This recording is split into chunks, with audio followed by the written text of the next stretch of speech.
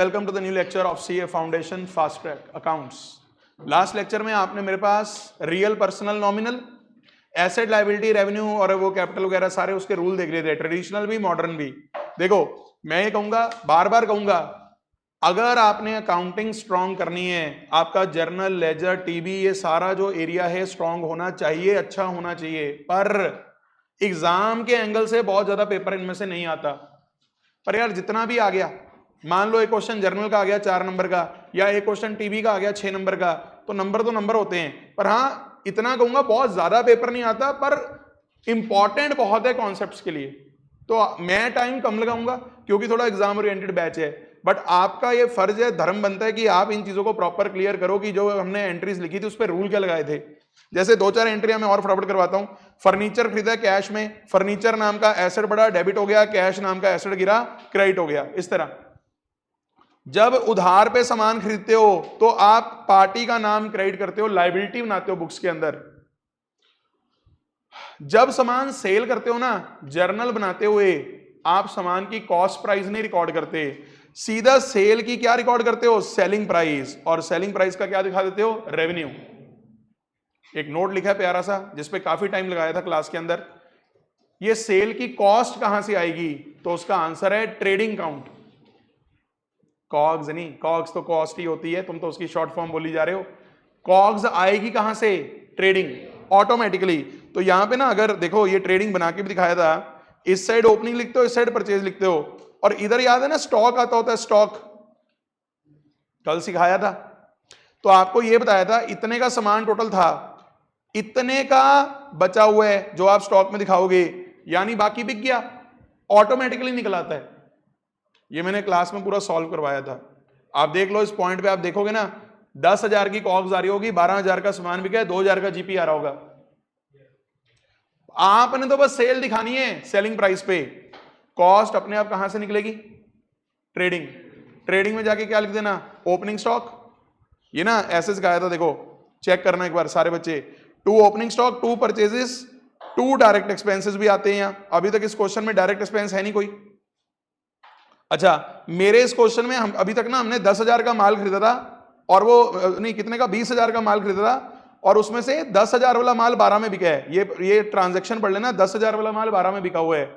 बोलो अगर 10 वाला माल 12 में बिका हुआ है तो एंड में स्टॉक बच कितना गया, 10।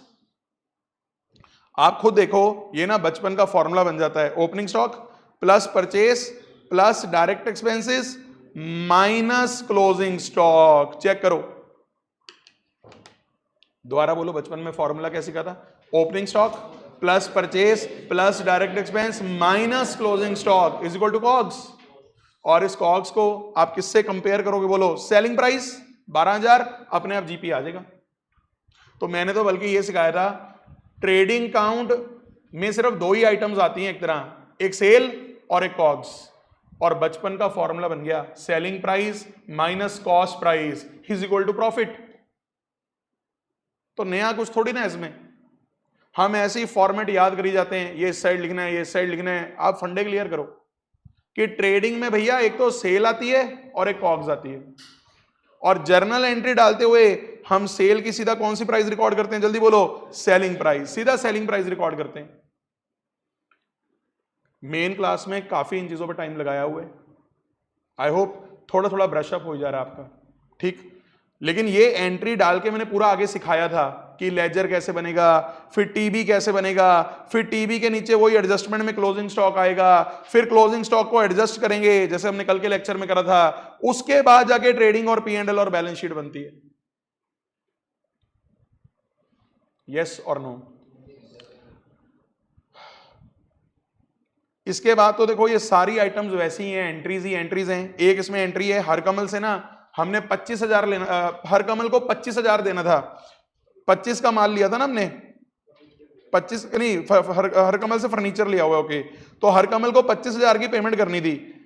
जब 25,000 की पेमेंट उसे करी, हमने उसको 24,500 दे दिया फुल एंड फाइनल सेटलमेंट में। तो इसकी एंट्री हमने कैसे बनाई थी कि एक तो कैश नाम का एसेट गिर गया, लेकिन बोलो 24,500 देकर हमने अपनी लाइबिलिटी कितने से खत्म कर ली, 25,000। 25,000 तो लाइबिलिटी कितने से कट गई, 25। तो जो ये 500 रुपये बचा हुआ है ये आपका एक तरह से रेवेन्यू है। क्या है? रेवेन्यू। इस तरह से एंट्रीज फ्रेम करते थे हम। मैं यही कहूंगा जितनी भी एंट्रीज आप लिख के प्रैक्टिस करते हो या देख कर भी प्रैक्टिस करते हो, आपके माइंड में रूल क्लियर होना चाहिए। बताता हूं क्यों। जब आपको ये रूल क्लियर है ना, समझना ध्यान से, जिस बच्चे को ये रूल क्लियर है उसको जर्नल तो आता ही है, उसे फाइनल अकाउंट्स भी आता है। सोचो, जब आपने यहां पे ना, सोचो कैसे, मैं फाइनल अकाउंट सोच के दिखाता हूं। हरकमल नाम की लाइबिलिटी कह रही है ना, बैलेंस शीट के आइटम है, वहां से लाइबिलिटी गायब। आप चेक करो, ये लेफ्ट साइड पे बैलेंस शीट बनी हुई है। जो अकाउंटिंग क्वेश्चन होती है ना, वो बैलेंस शीट ही होती है। बताया हुआ आपको, accounting question is a shortcut to prepare balance sheet. आप देखो, हरकमल अभी तक तो उछल रहा था, नाच रहा था, इस ट्रांजैक्शन से पहले एकदम से मौन हो गया, क्योंकि हरकमल को हमने पैसे दे दिए फुल सेटलमेंट में। अगली बात, एंट्री में और क्या करा आपने? कैश कम करा। बोलो, जर्नल से लेजर बनेगा, लेजर में कैश कम हो जाएगा, कैश का बैलेंस कम हो जाएगा। वो कम हुआ बैलेंस कहां दिखेगा? Balance sheet. आप चेक करो, ऊपर कैश कितना नाच रहा था? 5,17,000। एकदम से कैश में हवा चली और कैश उड़ गया। कितने से उड़ गया? चेक कर लो, 24,500। और सबसे खतरनाक चीज वो देखना, अभी आपने इस डिस्काउंट रिसीव्ड को रेवेन्यू बोला ना, रेवेन्यू बोलो, बोलो, जो रेवेन्यू होता है वो पी एंड एल में नजर आता है। पी एंड एल की बाय साइड, इनकम साइड। बोलो, इनकम से प्रॉफिट बढ़ेगा, वो बढ़ा हुआ प्रॉफिट कहां जाएगा?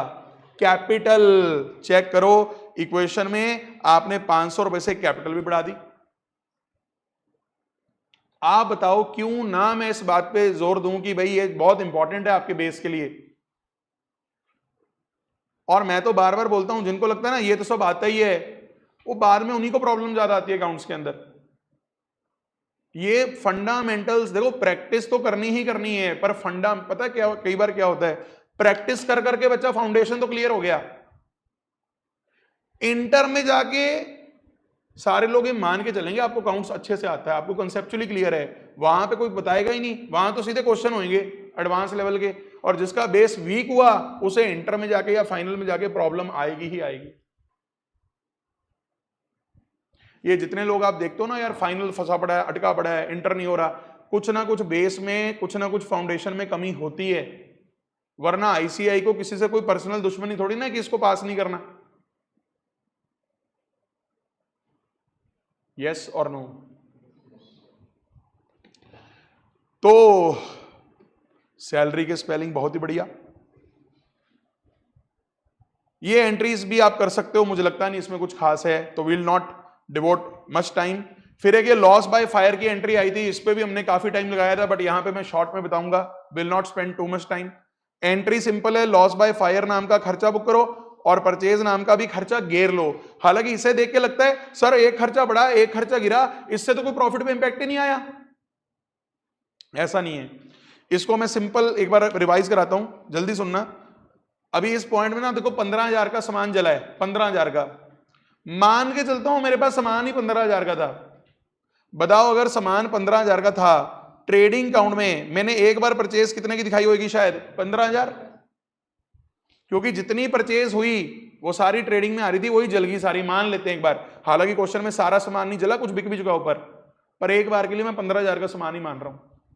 मेरे को ये बताओ, क्या ये सामान सेल हुआ? क्या ये सामान फिजिकल स्टॉक में पड़ा है? क्यों नहीं पड़ा? जल चुका, यानी कि स्टॉक से भी गायब है। अब यहां मैंने एक चीज सिखाई थी, जो सामान परचेज में दिख रहा है, ना सेल में ना स्टॉक में है, उसे परचेज में भी रहने का कोई हक नहीं है। सर क्यों नहीं हक? आप क्यों ये हक हो रहे हो उसका? सोचो, अगर इस परचेज को मैं यहां पड़ा रहने दूं, पड़ा रहने देते हैं एक बार के लिए यार, आप भी क्या याद रखोगे? ये लो, 15,000 का ग्रॉस लॉस आ रहा है, प्रॉफिट आ रहा है? पहले बताओ। लॉस, डेबिट साइड भारी है। आप पता है क्या गलती कर रहे हो? सामान की ट्रेडिंग हुई नहीं कोई, पर आप बोल रहे हो लॉस हो गया ट्रेडिंग होकर। ट्रेडिंग अकाउंट से लॉस निकाल दिया, ट्रेडिंग तो हुई नहीं। बताओ, सामान की ट्रेडिंग हुई है या सामान में आग लगी है? तो फिर आप ट्रेडिंग का लॉस कैसे दिखा सकते हो? Are you understanding? अब सुनो अगली बात, इसे मैं ये बोलता हूं कि अगर मैं इसे परचेज में पड़ा रहने दूंगा सामान को, ये सामान पता किसका पार्ट बन जाएगा? आंसर चाहिए मुझे। ये सामान किसका पार्ट बन जाएगा? Cost of good sold. समझ पा रहे हो? क्योंकि ये कॉस्ट ऑफ गुड सोल्ड का पार्ट बन गया, इसीलिए तो लॉस दिख रहा है। कितने का माल बिका? 15,000 का। कितने में? 0, इसलिए लॉस दिख रहा है। इसलिए पता है हमें कुछ ऐसा चक्कर चलाना पड़ेगा कि ये ट्रेडिंग से ना नलीफाई हो जाए। तो लॉजिक सुनो, जैसे ही मैं ये एंट्री डालता हूं loss by fire to purchase, ये वाली, बताओ परचेज का डेबिट बैलेंस होता है। जैसे ही आपने उसे क्रेडिट किया कम हो गया, यानी अब ट्रेडिंग अकाउंट में ना अगर तो 15,000 पहले से दिख रहा था तो आप माइनस करके दिखा दोगे, वरना अगर पहले ही एंट्री डाल चुके फिर तो ये गायब ही हो जाएगा। अब बताऊं आपका ट्रेडिंग क्या बोल रहा है? कुछ भी नहीं। एक्चुअल में बोलना भी यही चाहिए कि तू चुप रहे, क्योंकि ट्रेडिंग तो हुई ही नहीं, तो क्यों खामखा बीच में आ रहा है? तेरे को बुलाया ही नहीं किसी ने। पर दिल पे हाथ रख के बोलो, आग लगने पे लॉस हुआ है कि नहीं हुआ? लॉस तो हुआ है। बताओ वो ट्रेडिंग का लॉस है या इनडायरेक्ट लॉस है? इनडायरेक्ट लॉस होने की वजह से हमने एक अकाउंट और डेबिट कर लिया, लॉस बाय फायर। ये P&L में नजर आता है। बस ये इस एंट्री का लॉजिक था। करा हमने बहुत आराम से था, पर यहां तो हमें थोड़ा सा ये लेके चलना कि ब्रशअप करना कि ऐसे था। अंग्रेजी में सब कुछ लिखा हुआ है नीचे, जो मैंने आपको बताया, घर पे रिवाइज करना। फंडा क्लियर हुआ? क्लियर नहीं कहूंगा, रिवाइज हुआ। क्लियर है? चलो फिर एक आइटम यहां पे ना ड्राइंग्स की आती थी, सुनना जरा ध्यान से। ड्राइंग्स को ना हम बोलते थे जो सामान वो घर ले गया या जो पैसा वो घर ले गया, वो कौन है? मालिक, ओनर। पहली बात तो जितना पैसा वो घर ले गया बिजनेस से हटा लो। बोलो ड्राइंग्स के साथ रूल क्या लिखूं? एक्सपेंस बढ़ा दूं? एक्सपेंस मत बढ़ा देना, ये उस टाइम भी बताया था। ड्राइंग्स P&L की आइटम नहीं है। ICAI ने कई बार ये चेक करा हुआ point. Drawings is not a P&L की आइटम। ड्राइंग से कैपिटल जरूर रिड्यूस होती है, पर एज अ खर्चा नहीं रिड्यूस होती। पर कैपिटल कम क्यों करते हो? कैपिटल वो पैसा है जो मालिक ने लगा रखा है बिजनेस के अंदर। ड्राइंग्स वो पैसा है जो वो घर ले गया, आपस में नेट हो गया। But drawings is not an expense, ये चीज माइंड में रखना। बाकी एंट्री तो मेरे ख्याल आपको नेक्स्ट एंट्री भी ऐसी हो जाएगी। ठीक है, ये एंट्रीज में एक आखिरी एंट्री बता देता हूं। हमें ना किसी से सिक्योरिटी का पैसा मिला है। देखो पैसा मिला है तो कैश तो बढ़ेगा, एसेट बढ़ेगा। जो ये सिक्योरिटी का पैसा मिला है ना आपको, ये आपकी इनकम नहीं है। क्योंकि बताओ ये पैसा आपको आपने अर्न कर लिया या ये वापस करना पड़ेगा? वापस। तो ये आपकी लायबिलिटी बनती है। वो बात अलग है, लायबिलिटी का और रेवेन्यू का रूल सेम है, पर दोनों का अकाउंटिंग ट्रीटमेंट अलग है। बताओ अगर ये रेवेन्यू होता P&L में चला जाता, अगर ये लायबिलिटी है तो बैलेंस शीट। उम्मीद है सबको ये पहला सवाल जो हमने क्लास में किया था पूरी तरह से रिवाइज हो गया। और भी पढ़ा है? पढ़ा है। अगली एंट्री भी ना वो ड्राइंग्स टू परचेज वाली एंट्री शॉर्ट में रिवाइज करवा रहा हूं।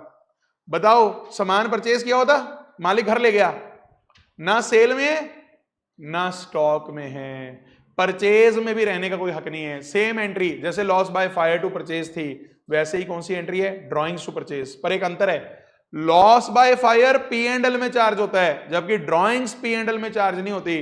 ड्राइंग्स कैपिटल में जाके रिड्यूस हो जाती है। बोलो, नोट पढ़ के देखना, पढ़ लो एक बार छोटा सा।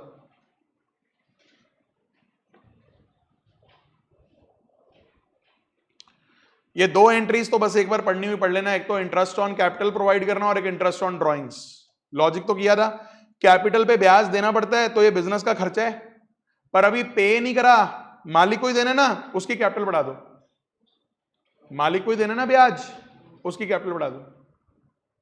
Drawings to interest on drawings. बोलो इंटरेस्ट ऑन ड्राइंग्स बिजनेस को रेवेन्यू की तरह मिलता है? बोलो, लेकिन बोलो मिल गया या मिलना है बाद में? बाद में मिलना है। किससे मिलेगा? मालिक। बोलो मालिक से पैसा अगर लेना है कोई तो उसे ड्राइंग्स में दिखा दो कि भाई ये पैसा मैंने तुझसे लेना है, तो ड्रॉइंग्स हमने उसकी डेबिट कर ली ताकि उसकी कैपिटल रिड्यूस हो जाए, ताकि उसकी कैपिटल रिड्यूस हो जाए। पेपर में रूल्स लिख के नहीं आने, पर आपको फंडे पता होने चाहिए। एक ना वर्ड आया था कई बार, ऑन अकाउंट पेमेंट मिली है या पेमेंट दी है। ऑन अकाउंट का मतलब यहां पे बैंक अकाउंट की बात नहीं कर रहा, ऑन अकाउंट का मतलब होता है अभी फुल सेटलमेंट नहीं हुई है। ऑन अकाउंट का मतलब क्या होता है, अभी फुल सेटलमेंट नहीं हुई है। तो ये था हमारा क्वेश्चन नंबर 1। क्वेश्चन नंबर 2 में बस जो अच्छा पॉइंट है मैं वो डिस्कस कर देता हूं। मैं ना यहाँ पे क्वेश्चन नंबर 2 में ना मैं पहली बार लेजर अकाउंट थोड़ा सा समझाता हूं बच्चों को।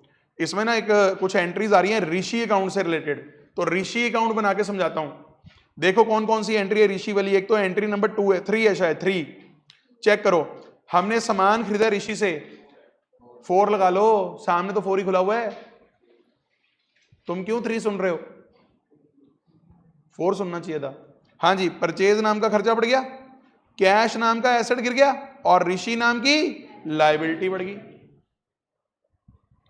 एक बात बताओ, अगर इस ट्रांजैक्शन को ऋषि के अकाउंट में दिखाना हो, कैसे दिखाओगे? ऋषि डेबिट करूं क्रेडिट करूं?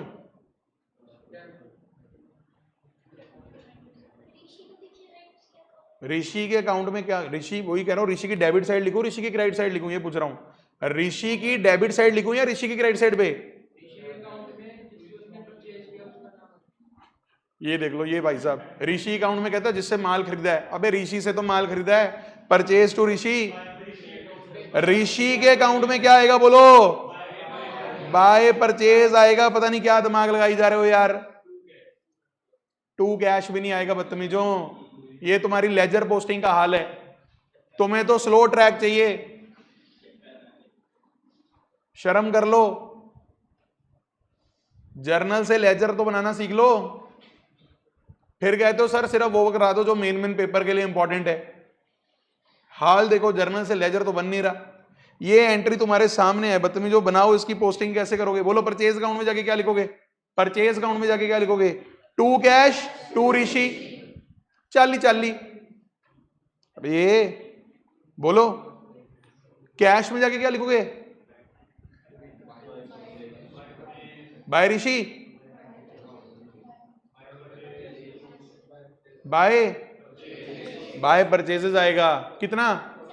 40 आएगा, 80 मत लिख देना मां, क्योंकि कैश में तो बाय परचेज 40 ही आएगा, और ऋषि में बाय परचेज। तो मैंने भी तो यही लिख रहा था मैं, ये परचेज है ऋषि नहीं है। कहीं नीचे मेरी राइटिंग को ऋषि बोल दो कि सर ये रारा लग रहा है हमें, ये बाय परचेज लिख रहा था मैं। तुम लोग इतने खतरनाक आंसर दे रहे थे, मैं रुक गया फिर बीच में। ये बाय परचेज 40। अब एक बात ध्यान सुनो, मैंने आपको ये सिखाया था लेजर बनाते हुए, अगर कोई अकाउंट डेबिट साइड से शुरू हो रहा है, डेबिट साइड से, या तो वो एसेट का अकाउंट होएगा या खर्चे का, और अगर कोई अकाउंट क्रेडिट साइड से ओपन हो रहा है, या तो लायबिलिटी या तो रेवेन्यू या तो कैपिटल। याद आ गया? मार्गदर्शन कौन करेगा कि ये कौन सा अकाउंट है? क्योंकि एक बात तो क्लियर है, क्रेडिट साइड से शुरू हो रहा है हमारा अकाउंट, तो ये एसेट का या खर्चे का अकाउंट तो नहीं हो सकता। लायबिलिटी है रेवेन्यू है, कैसे पता लगा? हैं जी, नाम नाम नाम नाम नाम, अकाउंट का नाम। यही ऋषि की जगह अगर रेंट अकाउंट होता ना, रेंट अकाउंट, आप उसे इनकम बोल रहे होते, अगर ये बाय साइड से शुरू हो रहा था। इसीलिए बचपन से पता है आपको मैडम क्या बोलते थे? सैलरी नहीं बेटा, यहां पे प्रीपेड सैलरी आएगा। प्रीपेड सैलरी लिखते हो तो एसेट आता है माइंड में, सैलरी लिखते हो तो एक्सपेंस आता है माइंड में। साइड के साथ साथ नाम भी सही होना चाहिए। बताओ, ऋषि अगर बाय साइड से शुरू हुआ है तो ये लायबिलिटी का अकाउंट है। अब सुनो, जितना इसमें आप और क्रेडिट करते रहोगे लायबिलिटी बढ़ती रहेगी, और जितना आप इसमें डेबिट करते रहोगे लायबिलिटी गिरती रहेगी। ये मैंने आपको पूरा इस पे समझाया था कि लेजर अकाउंट को पढ़ के आपको समझ आना चाहिए कि ये डेबिट हो रहा है तो क्या हो रहा है, क्रेडिट हो रहा है तो क्या हो रहा है, क्या बढ़ रहा है क्या कम हो रहा है और क्यों। जिसको लेजर अकाउंट क्लियर है, लेजर अकाउंट देखते ही ट्रांजैक्शन बन जाती है माइंड में। मैंने भाई ये बताया था बचपन में हम क्या सीखते थे, ट्रांजैक्शन से जर्नल बनाना और जर्नल से लेजर बनाना। पर हमें थोड़ा सा ना प्रो होना है, हमें लेजर अकाउंट देख के क्या पता लगना चाहिए इसकी ट्रांजैक्शन क्या हुई होगी। जैसे आप देखो अभी यहां लिखा ना बाय परचेज, इसे मैं कैसे प्रोसेस करूंगा। अच्छा ऋषि का अकाउंट है, बाय साइड से शुरू हो रहा है, यानी ये लायबिलिटी है। अच्छा लायबिलिटी क्यों बनी है, हमने इससे माल खरीदा हुआ है, परचेज, परचेज माल के लिए यूज होता है ना, गुड्स के लिए, कितने का 40, कब, डेट भी आ रही होती है लेजर अकाउंट में। यानी लेजर अकाउंट से आप सब कुछ पता लग कर सकते हो, किस बात का, किस डेट को, कितना, किस बात का, किस डेट को और कितना। ये पावर है लेजर अकाउंट की। चलो एक काम करते हैं, 4 नंबर के बाद देखो दोबारा एंट्री है ऋषि की, कोई कौन सी नंबर है, 7 नंबर। क्या एंट्री है, ऋषि टू परचेज रिटर्न। हाँ तो एंट्री बोल रहा हूं मैं, goods return to Rishi, Rishi to purchase return नहीं एंट्री, देख रहे हो एंट्री। बोलो ऋषि डेबिट क्यों हुआ है, यहां पे रूल लिखवाओ, ऋषि डेबिट क्यों हुआ है, लायबिलिटी गिर गई ना, माल वापस कर दिया तो लायबिलिटी गिर गई। अच्छा परचेज रिटर्न क्यों क्रेडिट हो रहा है, ये ना अल्टीमेटली परचेज में से जाके कम होएगा, जो परचेज अकाउंट आप बनाओगे ना उसमें से ही कम होएगा। ये पता उसमें से कम क्यों हो रहा है, ना माल बिका ना स्टॉक में, परचेज से हटाओ, परचेज से। अच्छा अब मुझे बताओ इसकी पोस्टिंग कैसे करवाओ जरा, इसकी तो करवा देना सही। ऋषि में क्या आएगा 2, परचेज रिटर्न कितना 5, बोलो। अगर लेजर अकाउंट से बात करोगे ना सब कुछ बताएगा। पहले 40 की लायबिलिटी बना ऋषि, क्यों बना बता दिया, फिर 5 की लायबिलिटी गिरा ऋषि, क्यों गिरा वो भी बता रहा है, परचेज रिटर्न कर दिया भाई सामान, किस दिन करा वो भी बता रहा है, कितना करा वो भी बता रहा है। आपको बस पढ़ना आना चाहिए, वरना मुझे पता है लेजर अकाउंट में बच्चे की सोच पता क्या होता है, 2/2/2/2, आगे कुछ ना आए। यही है, आप 8वीं क्लास के बच्चे को समझा दो 2/2 करी जा, वो भी कर देगा, 2 बार गलत करेगा, तीसरी बार चांटा मारना ठीक कर देगा। लेकिन इसका मतलब ये थोड़ी ना उसको कॉन्सेप्ट आ गया, वो तो क्लैरिकल काम है, 2 साइड लिखना है बाय साइड लिखना है, 2 साइड लिखना है बाय साइड लिखना है। आपको फंडा तो क्लियर होना चाहिए, ये 2 करके क्या हो रहा है, ये बाय करके क्या हो रहा है, हो क्या रहा है। Are you understanding. अब सुनो मुझे ये बताओ ऋषि की और कोई ट्रांजैक्शन है, देखो इसके बाद क्या है, हमने ऋषि को पेमेंट कर दी है ना, कब की एंट्री है, ये अगली एंट्री है। तो बोलो ऋषि और ऑन अकाउंट करी है, बोलो ऑन अकाउंट का मतलब क्या होता है, अभी फुल सेटलमेंट नहीं हुई, तो ऋषि नाम की लायबिलिटी गिर गई, गिरी है खत्म नहीं हुई। वो यहां पे बना देता हूं मैं ऋषि अकाउंट, मैंने जगह दे रखी थी, ये देखो ऋषि अकाउंट, ये 40,000 से शुरू हुआ था, 5,000, और यहां पे अभी कौन सी एंट्री आ गई 30,000। भाई ऋषि में डेबिट तो हो गए, बोलो। अब ध्यान से सुनो, बताओ लेजर अकाउंट बैलेंस हो गया या अभी भी बैलेंस आ रहा है, आ रहा है। बोलो किस साइड भारी है, कौन सी साइड भारी है, क्रेडिट साइड भारी है। तो बोलो ये बैलेंस कौन सा हुआ, अगर क्रेडिट बैलेंस ही हुआ, हाँ के ना, बताओ क्रेडिट बैलेंस किसके होते हैं, या लायबिलिटी या रेवेन्यू या कैपिटल। आपको पता है लेजर अकाउंट चीख चीख के बोल रहा है, पहले 40,000 का माल खरीदा था, फिर इसलिए वो लायबिलिटी बन गया था, फिर हमने 5,000 का माल वापस कर दिया तो लायबिलिटी कम होगी, फिर हमने 5,000 उसको पैसा दे दिया, 5,000 नहीं 30,000, 30,000 हमने उसको पैसा दे दिया, लायबिलिटी फिर कम होगी। पर अभी लायबिलिटी खत्म नहीं हुई, लायबिलिटी की सांसें चल रही हैं अभी बुक्स के अंदर। इसके आगे कोई ट्रांजैक्शन नहीं है, पर मैं एक आधी खुद बताता हूं उसके बाद। सोचो सोचो इसके बाद मैं आपको ट्रांजैक्शन दूं कि हमने ऋषि को दोबारा कैश दे दिया, बोलो कितना पैसा देने वाला रह गया था 5, पर मैं आपको ट्रांजैक्शन बोल रहा हूं, हमने ऋषि को कैश दे दिया 12,000 रुपए सपोज। अब लेजर अकाउंट की ब्यूटी देखो आप, अभी तक ये अकाउंट क्रेडिट साइड भारी चल रही थी। जैसे ही आपने ये वाली ट्रांजैक्शन यहां पोस्ट करी, डेबिट साइड भारी होगी। बोलो, डेबिट साइड अगर भारी होगी ना, वक्त बदल गया, जज्बात बदल गए इस अकाउंट के। अब ये लायबिलिटी नहीं रहा, अब ये एसेट बन गया, क्योंकि कौन सा बैलेंस भारी हो गया है? डेबिट। और डेबिट बैलेंस किसका होता है? या एसेट या खर्चे। बोलो, ऋषि खर्चे का नाम लग रहा है या एसेट का? ऋषि कब से खर्चा हो गया? और मैं आपको यह बताना चाह रहा हूं, एक ही अकाउंट में आप देखो, एसेट, लायबिलिटी, रेवेन्यू, कैपिटल सब नाच रहे हैं। पहले लायबिलिटी की तरह नाच रहा था ये, अब आप इसे किसकी तरह नचा सकते हो? एसेट। अभी एक बात और बताता हूं, इसके बाद क्या हुआ ना, इसके बाद की ट्रांजैक्शन बता रहा हूं। ऋषि ने हमें माल सप्लाई कर दिया, पता है एक तरह से ये 12,000 जब आपने उसे दिए ना, 5 तो उसके देने वाले थे, 7 आपका एडवांस चला गया उसके पास। क्या चला गया? बाद में उसने माल सप्लाई कर दिया। बोलो, जब माल सप्लाई करेगा फिर से क्या एंट्री होगी? परचेज टू ऋषि। बताओ, उसने आपको माल सप्लाई कर दिया 33,000 का, 7,000 एडवांस क्या हुआ था? 27,000 देने वाले फिर बन गए इसके, फिर लायबिलिटी। मतलब पता है ब्यूटी क्या है? आप तो एंट्रीज पास करते रहो, एंट्रियों में कोई तब्दीली नहीं है। परचेज करने की एंट्री तो वही है ना, purchase to Rishi 33। Ledger account में ब्यूटी है, जब आप उसे पोस्ट करोगे अपने आप वो बढ़ाई जाएगा, कम करी जाएगा, बढ़ाई जाएगा, कम करी जाएगा। यही तो मैं आपको कह रहा हूं, सारा बेस अकाउंट्स का, जर्नल और लेजर।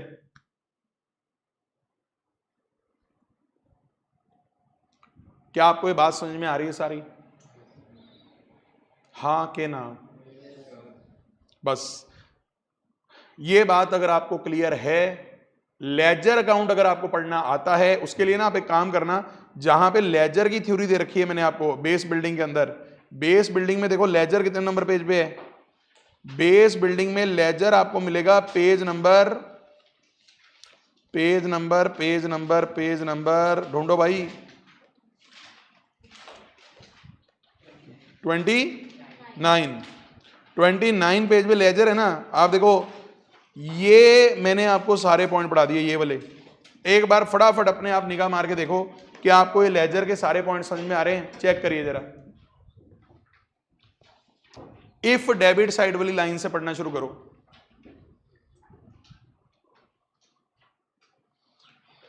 डेबिट साइड भारी चल रही है तो एसेट या खर्चा है। और बोलो, एसेट या खर्चे के अकाउंट को हम कैसे पढ़ते हैं? अगर उसमें कुछ डेबिट हो रहा है मतलब वो और बढ़ रहा है। देखो जरा, पढ़ के देखो अपने आप। अब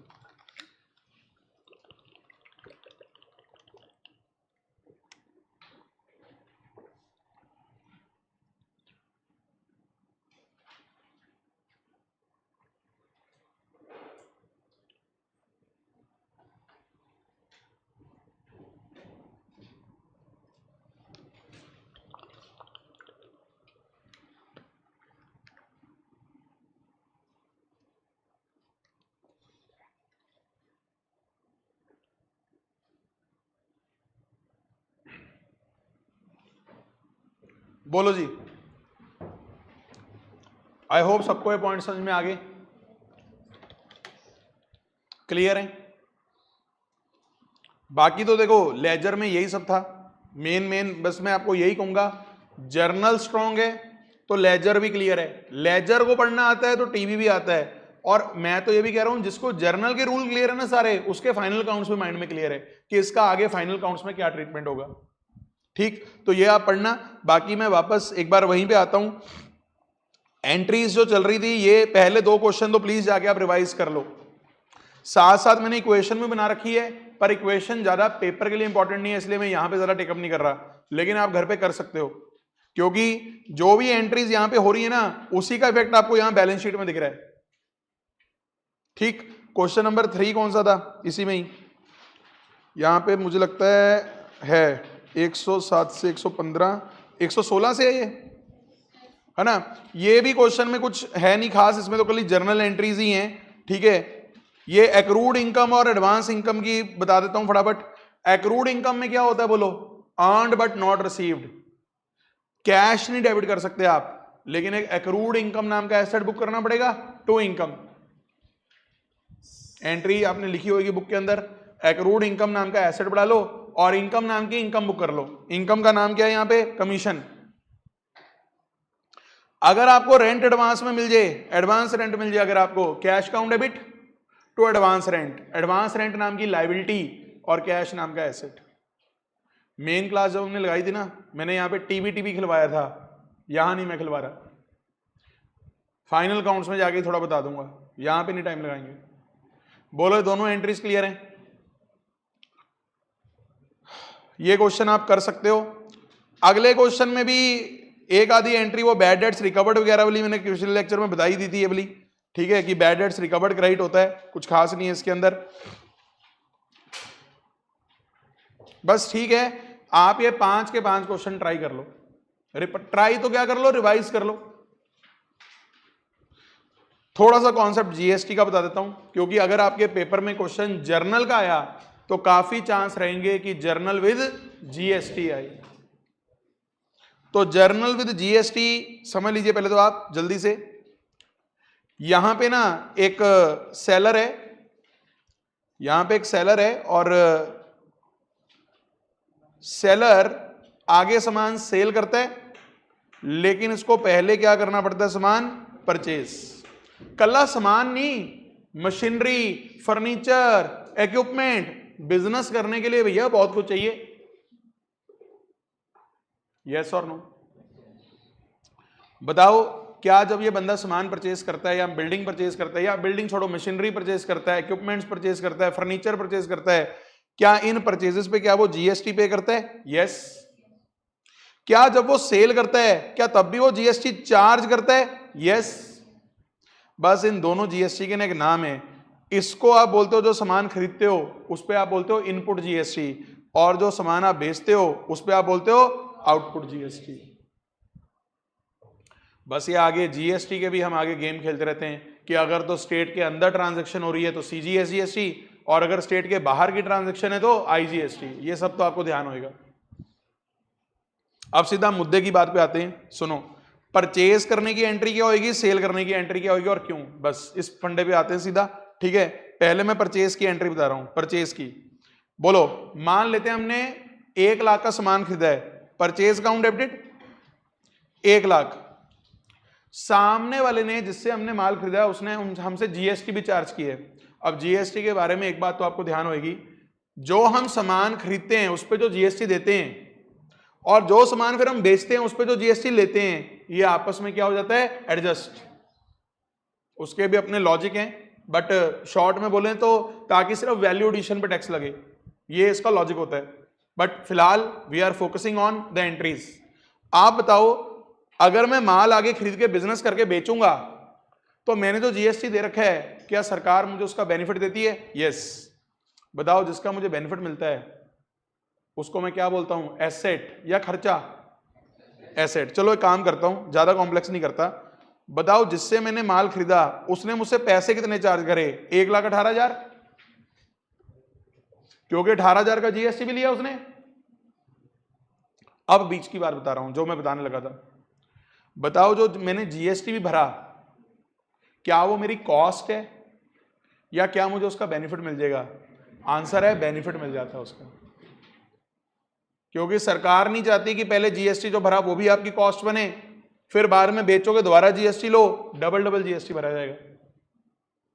इसलिए जो व्यापारी आदमी है, खासकर जो जीएसटी में रजिस्टर्ड है, जैसे जीके इंस्टीट्यूट भी जीएसटी में रजिस्टर्ड है, मैंने आपको बताया, तो हमारे यहाँ पे जो भी चीजें लगी हुई है ना, मेड भी एयर कंडीशनर्स, मेड भी लैपटॉप्स, मेड भी कैमरास, प्रोजेक्टर्स, फर्नीचर, हर चीज पे जीएसटी पे हुआ है और सबका जीएसटी का हम बेनिफिट लेते हैं, मिलता है, क्योंकि हम आपसे जीएसटी चार्ज भी कर रहे हैं।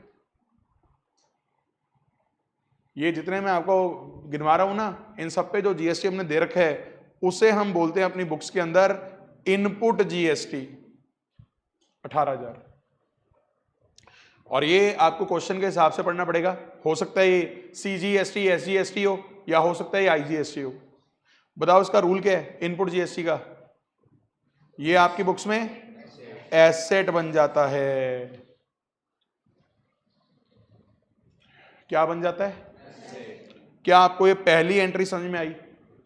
अच्छा, ये परचेज की एंट्री भी हो सकती है, इवन फर्नीचर की एंट्री भी हो सकती है, इवन मशीनरी की एंट्री भी हो सकती है। बस अगर आपके पेपर में यह आया ना, किसी व्यापारी ने गाड़ी खरीदी है, गाड़ी, उसका क्रेडिट मत देना, क्योंकि जब आप जीएसटी पढ़ोगे इंटर वगैरह में आके, तो गाड़ियों के क्रेडिट नहीं मिलते जल्दी जल्दी। सरकार बड़ी इनसिक्योर है यहाँ पे। सरकार को लगता है लोग गाड़ी खरीदेंगे पर्सनल यूज के लिए और दिखाएंगे बिजनेस के नाम पे और जीएसटी का बेनिफिट ले देंगे, इसलिए मना ही कर रखा है। सिर्फ एक्सेप्शनल केस में गाड़ियों का क्रेडिट मिलता है, एक्सेप्शनल केसेस में, जनरली नहीं मिलता। पर हाँ, फर्नीचर खरीदा बिजनेस के लिए, मशीनरी खरीदी बिजनेस के लिए, गुड्स खरीदे बिजनेस के लिए, इवन कोई सर्विस ली बिजनेस के लिए। जैसे सबसे अच्छा एग्जांपल, जीके इंस्टीट्यूट के जो प्रेमिसेस हैं वो रेंटेड हैं, हमने रेंट पे दे नहीं रखे, हमने रेंट पे ले रखे हैं। बताओ, हम रेंट पे करते हैं, आपको पता है रेंट पे जीएसटी भी चार्ज होता है हमसे। बोलो, ये हमारा इनपुट जीएसटी हो गया, आउटपुट? इनपुट ले रहे हैं ना सर्विस, हम पैसे दे रहे हैं, ये भी इनपुट जीएसटी में आता है। यानी इवन इसमें सर्विसेज का पैसा भी आ सकता है, सर्विस डेबिट हो जाएगी और जीएसटी डेबिट हो जाएगा। सर्विस का नाम क्या? रेंट, कमीशन, जिस पे भी जीएसटी भर रहे हो वो खर्चा बुक करो और जीएसटी का क्रेडिट बुक कर लो। इसे क्या बोलते हैं? Input GST. क्या यहां तक बात क्लियर है? जब नाम ही है ना गुड्स एंड सर्विस टैक्स, तो गुड्स पे भी जीएसटी की बात हो रही है और सर्विसेज पे भी। अच्छा, दूसरी मेन एंट्री कौन सी है जीएसटी के अंदर? यही व्यापारी कल को सेल भी करेगा। बोलो, जब सेल करेगा कैश डेबिट करेगा या डेटर डेबिट कर लेगा? सेल। अच्छा, सेल गुड्स के लिए यूज हो जाएगा, वरना कोई ना कोई इनकम, जैसे रेंट इनकम, कमीशन इनकम या फीस इनकम। कितनी? मान लेते हैं 2 लाख रुपए। अच्छा, पैसे कितने लिए? 2 लाख का 18% आया 36,000, 2,36,000। बताओ, बाकी जो 36,000 रह गया, बाकी जो 36,000 रह गया उसका भी काउंट तो लिखना पड़ेगा ना यहां। बोलो, काउंट का नाम क्या आएगा? Output GST. जरा बताओ, इस पे तो रूल लग गया रेवेन्यू बढ़ गया, इस पे क्या रूल लग रहा है? लायबिलिटी की बढ़ोतरी सरकार को देने।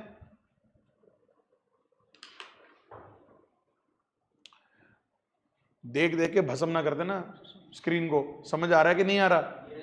ऐसे आंखें गड़ा के बैठे हैं जैसे पता नहीं क्या निकल के आएगा इसके अंदर से। बोलो, समझ में आ रहा है कि नहीं आ रहा? दोनों एंट्रीज क्लियर हैं? पक्का? अच्छा जी, आगे सुनो। एक दो स्पेशल कॉन्सेप्ट्स जो उसके अंदर आते हैं वो भी सुन लेना, घर जाके रिवाइज कर लेना। 2 बातें जो मेन आपको दिखेंगी और क्वेश्चंस के अंदर।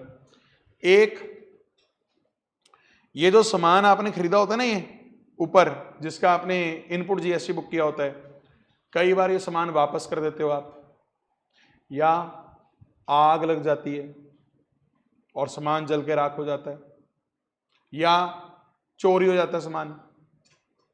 तो वही पुरानी एंट्री तो वही है, बताता हूं क्या।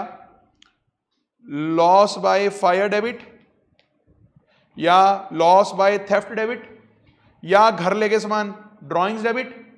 2 परचेजेस, यहां तक तो कॉमन वही एंट्री है। बोलो, कितने का माल था? 1 लाख का माल था ना, मान लो सारा जल के राख हो गया, 1 लाख रुपए क्रेडिट कर दो। लेकिन अब यहां सरकार को प्रॉब्लम है। बोलो, क्या प्रॉब्लम है, क्या तकलीफ है इन सज्जन को, मोदी जी को? भाई, आपने पहले इनपुट लिया था ना इस जीएसटी का, क्या सपना दिखाया था? व्यापार कर रहा हूं, कल को बेचूंगा, आउटपुट जीएसटी आएगा। लेकिन अब तो सपना टूट गया, या जल गया, या चोरी हो गया सपना, या आप घर लेके सपने को, ऐसा ही कुछ हो गया, या आपने सपना वापस कर दिया। इसमें से कुछ भी हो रहा है ना जो, इसमें प्रॉब्लम क्या है? प्रॉब्लम यह है आपको अपना इनपुट जीएसटी रिवर्स करना पड़ेगा। क्या रिवर्स करना पड़ेगा? बोलो।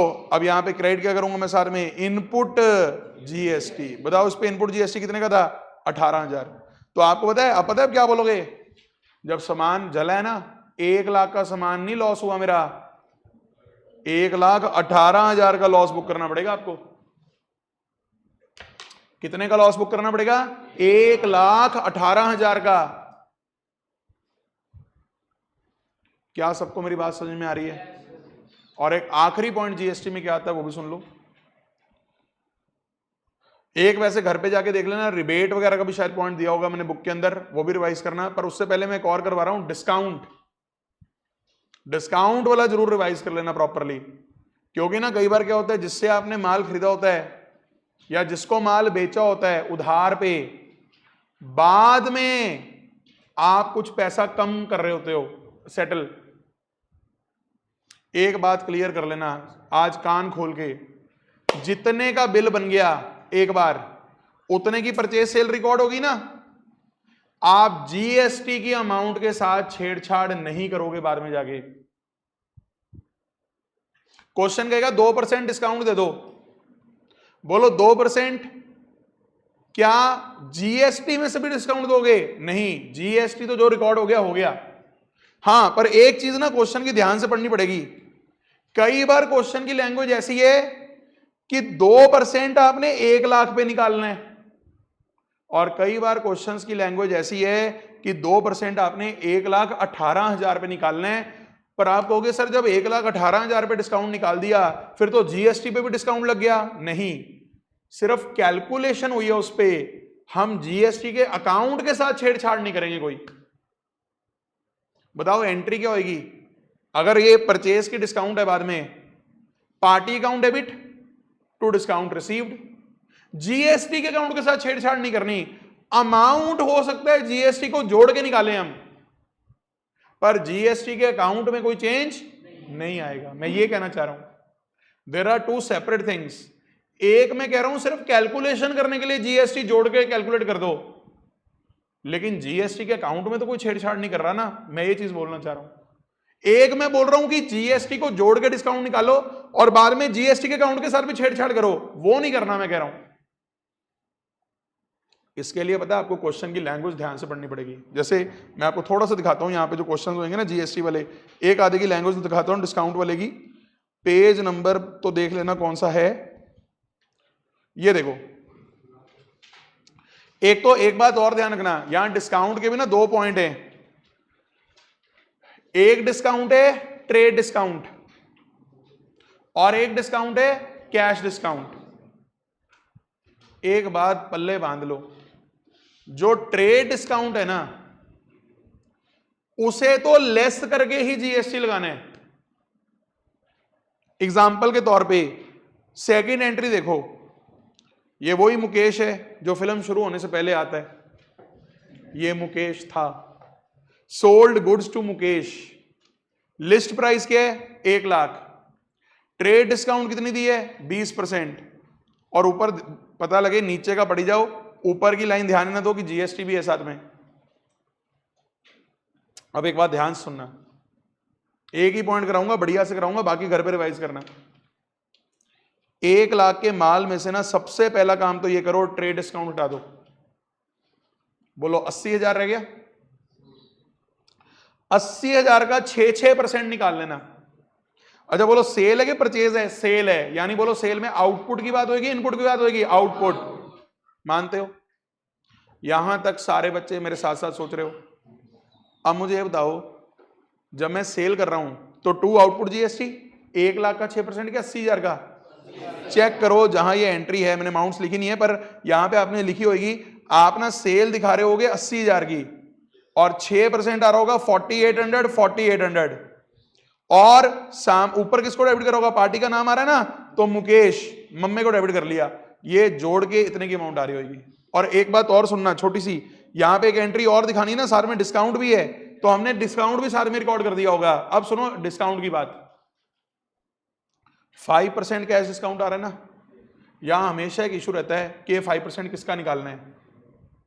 देखो वैसे नॉर्मली स्पीकिंग हम ना गुड्स की वैल्यू का निकाल देते हैं 5%, अब बताओ गुड्स की वैल्यू यहां पे कितने की, हमने सेल कितने की करी है 80।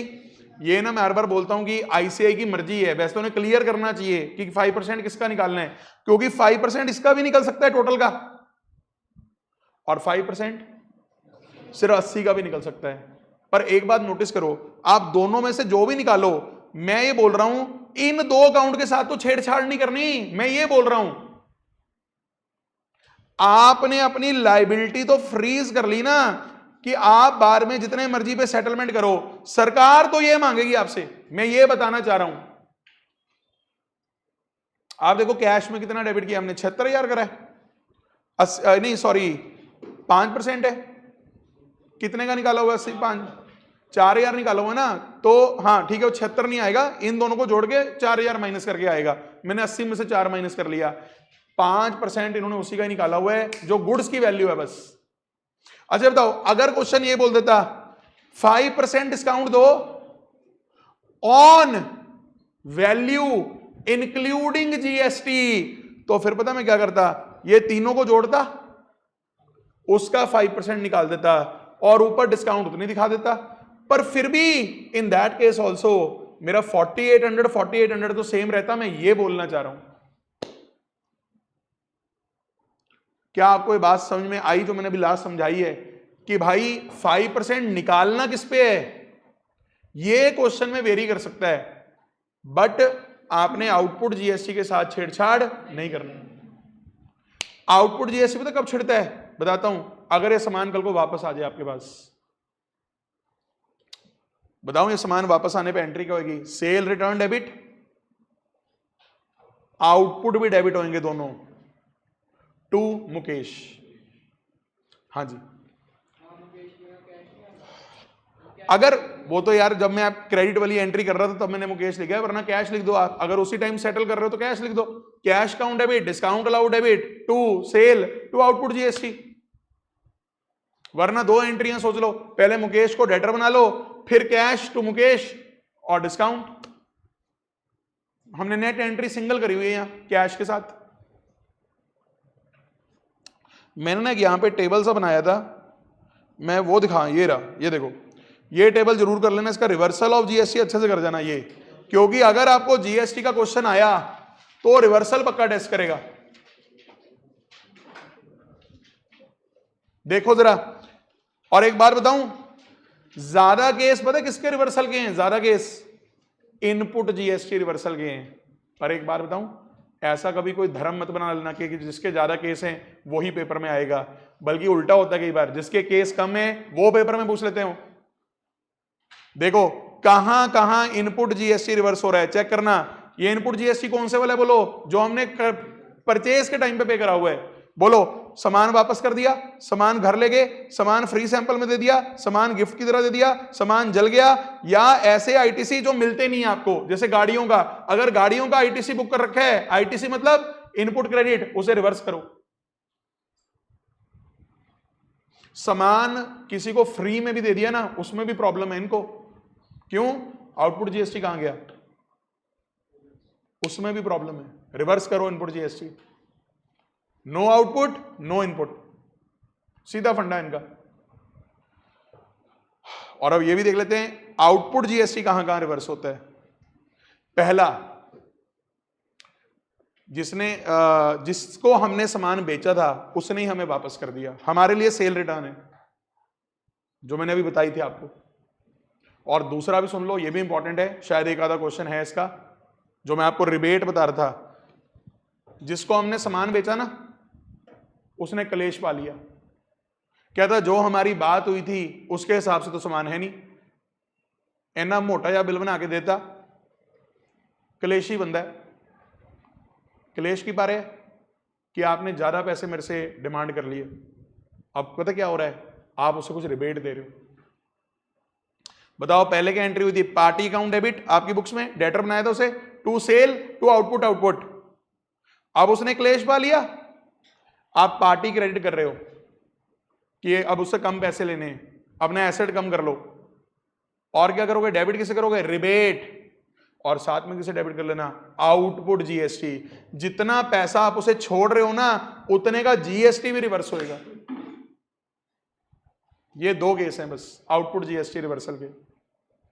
और ध्यान रखना, ऊपर वाले में तो पूरा सामान अगर रिटर्न हो गया पूरे पे जीएसटी भी वो हो जाएगा रिवर्स, लेकिन नीचे वाले में ना रिबेट कभी पूरी नहीं होती। अगर 1 लाख का माल बेचा था, रिबेट होगी 10,000 की, रिबेट होगी 20,000 की, तो बोलो 1 लाख का जीएसटी रिवर्स करोगे या 10,000 20,000 का? 10,000 20,000 का। मेरी तरफ से जीएसटी का टॉपिक होता है समाप्त। पर एक बात बोलूं, सिर्फ मेरी तरफ से समाप्त होने से बात नहीं बनेगी। आप प्लीज घर जाके जो चीजें हमने यहां पे ओरली डिस्कस की हैं, इन पे घर जाके टाइम लगाओ। इस बैच का एक ही पर्पस है कि आपको एक डायरेक्शन मिलती रहे कि हाँ ये सब ऐसे से करना है, आप करते जाओ। अगर मैंने 1 घंटे का लेक्चर लगाया है, ये आपका फर्ज है घर जाके 1.5 घंटा कम से कम इस चीज पे लगाओ जाके। वैसे तो मैंने ज्यादा ही काम करवाया है, ये आज जो हमने करा है कम से कम 4-5 लेक्चर का काम था। यस और नो? थोड़ा घर पे जाके समय दीजिए ताकि आपको अच्छा फील हो। काफी है आज के लिए? कोई बात नहीं, तो क्या हो गया, आज के लिए इतना ही। तभी कोई बुलाने नहीं आया, मुझे ब्रेक दिए। Thank you very much, bye bye, take care.